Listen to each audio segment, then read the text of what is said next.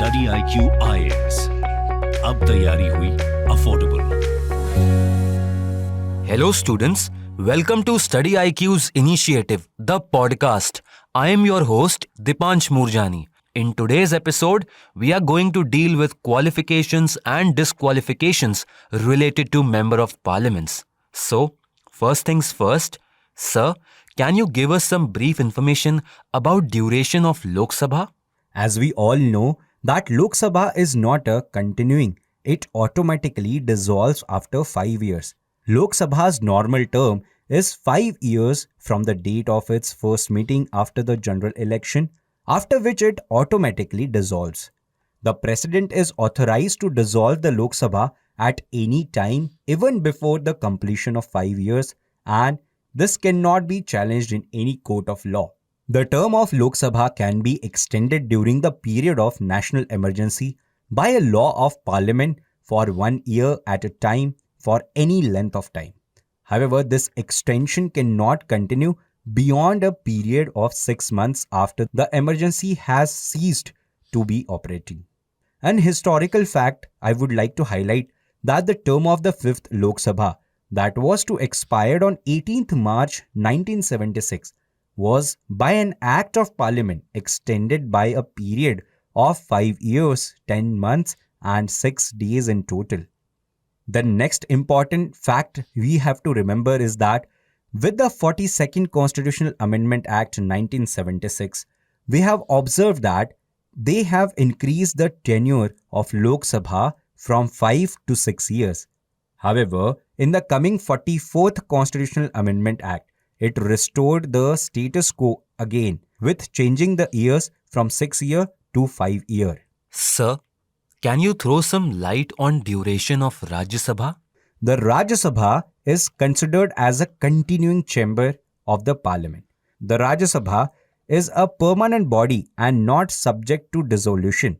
The Constitution has not fixed the term of office of members of the Rajya Sabha and left it to the Parliament. Accordingly, Parliament in the Representation of the People's Act 1951 provided that the term of office of a member of Rajya Sabha shall be for 6 years.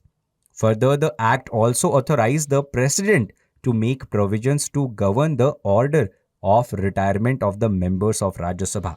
Let's try to understand how Rajya Sabha members get retired and get elected. So, 1/3 of Rajya Sabha members retire every second year, and their seats are filled up by fresh elections and presidential nominations at the beginning of every third year. The retiring members are eligible for re-election and renomination of members of times. Sir, what are the qualifications that are required to become Member of Parliament? We have to remember that there are two sets of qualifications set by number 1, Constitution of India, and number 2, Parliament through Representation of People's Act 1951. In the beginning, we will try to understand what are the qualifications which are prescribed in our Indian Constitution. The first provision is that a candidate must be a citizen of India. Member of Parliament must make and subscribe to an oath of affirmation before the person authorized by the Election Commission for this purpose. Candidate must be not less than 30 years of age in the case of Rajya Sabha, and he must not be less than 25 years of age in the case of Lok Sabha. Candidate also must possess other qualifications which are prescribed by Parliament. And now, in this context, we will try to understand what are the provisions prescribed by the Parliament through Representation of People's Act 1951. So in this context, candidate must be registered as an elector for a parliamentary constituency, same in the case of both the Rajya Sabha and Lok Sabha. Candidate must be a member of SC/ST community in any state or union territory if he wants to contest a seat reserved for them. And members of SC or ST can also contest a seat which is not reserved for them. One thing I would like to highlight is that in 2006, Supreme Court upheld the constitutional validity of the change made in 2003 that dispensed with the requirement that a candidate contesting an election to the Rajya Sabha from a particular state should be an elector in that particular state. Sir, after understanding the qualifications, now we are curious to understand the grounds on which a member of parliament can be disqualified. As the requirements for qualification, we understood by two provisions, one mentioned in the Constitution and another mentioned by Parliament through Representation of People's Act 1951. Similarly, the provisions for disqualification we will try to understand in this context. The grounds which are mentioned under Indian Constitution for disqualification are 5. Number 1, if he holds any office of profit under the union or state government, except that of a minister or any other office exempted by Parliament. Number 2, if he is of unsound mind and stands so declared by any court, so then also he will be disqualified. If any member of Parliament, if he is an undischarged insolvent, then also he will be disqualified. If member of Parliament is not a citizen of India or has voluntarily acquired the citizenship of a foreign state or is under any acknowledgement of allegiance to a foreign state, can be disqualified. If any member is so disqualified under any law made by the Parliament. In this context, the Parliament have prescribed some disqualification grounds through Representation of People's Act 1951. These are: number 1, he must not have been found guilty of certain election offences or corrupt practices in the election. Number 2, he must not have been convicted for any offence resulting in imprisonment for 2 or more years. However, the detention of a person under a prevention detention law is not a disqualification. In this context, we will try to understand the case of Rahul Gandhi. As a member of parliament, Rahul Gandhi was convicted for derogatory speech and defamatory actions. He was convicted for 2 years from the Gujarat lower court in the case of defamation. The next provision for disqualification is that he must not have failed to lodge an account of his election expense within the time. The next ground is that a candidate must not have any interest in the government contracts, works, or services. The next ground is that he must not be a director or managing agent nor hold an office of profit in any corporation in which the government has at least 25% share.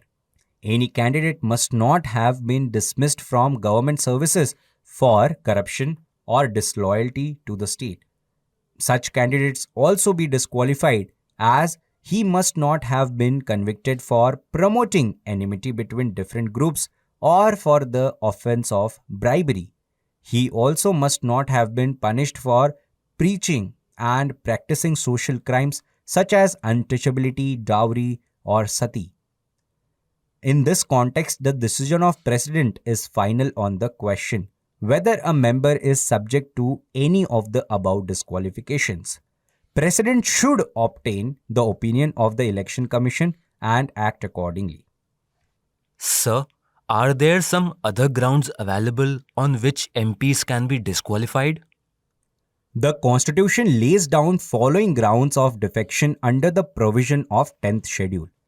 The question of disqualification under 10th Schedule is decided by presiding officer of the House. However, adjudication by presiding officer in this regard is subject to judicial review.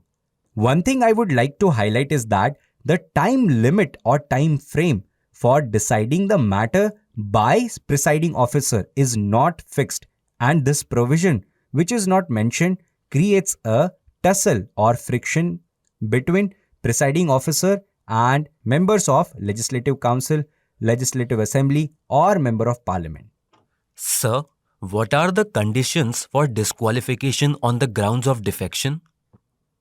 If any member voluntarily gives up the membership of the political party on whose ticket he is elected to the House, if he votes or abstains from voting in the House contrary to any directions given by his political party, or if any independently elected member joins any political party, then also he will be disqualified.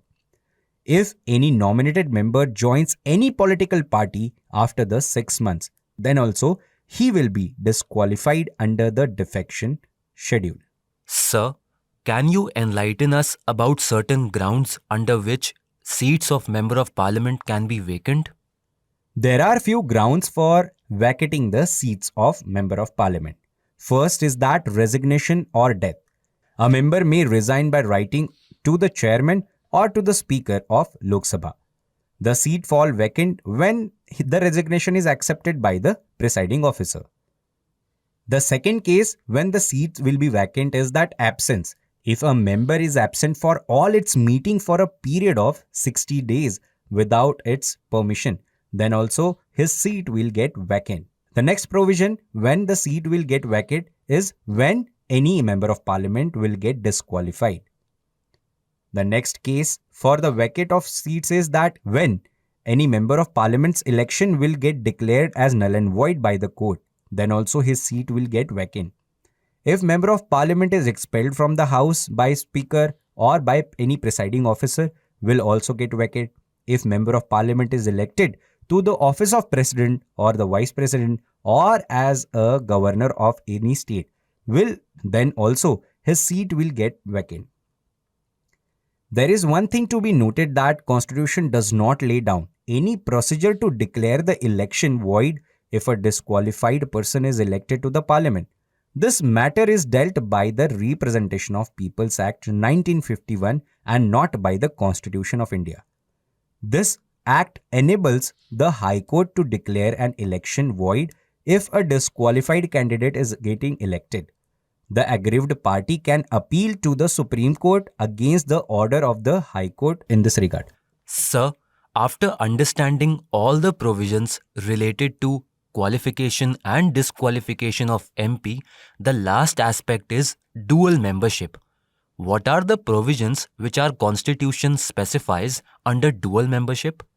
Dual membership is denied by Indian Constitution. A person cannot be a member of both the houses of parliament at the same time. Thus, the Representation of Peoples Act 1951 provides for the following.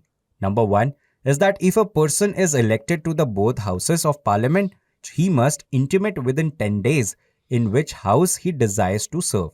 In the default situation, his seat in the Rajya Sabha becomes vacant and he will be considered as a member of Lok Sabha. The second provision is that if a sitting member of one house is also elected to the another house, his seat in the first house becomes vacant and he will be considered as a member of the next house he got elected. The third provision is that if a person is elected to the two seats in a single house, he should exercise his option for any of one seat. By default case, both seats become vacant. Similarly, a person cannot be a member of both the parliament and the state legislature at the same time. If a person is so elected, his seat in parliament becomes vacant if he does not resign his seat in the state legislature within 14 days. Sir, thank you for giving us the information. Dear listeners, it is time to call it quits for this episode of the podcast. In the next episode, we will be back with another topic. So stay connected with StudyIQ and keep studying. You can listen to StudyIQ Presents the podcast on all the audio streaming platforms like Spotify, Hubhopper, Apple Podcast, Google Podcast, Cuckoo FM, etc. Links are pinned in the comment section below. Thank you.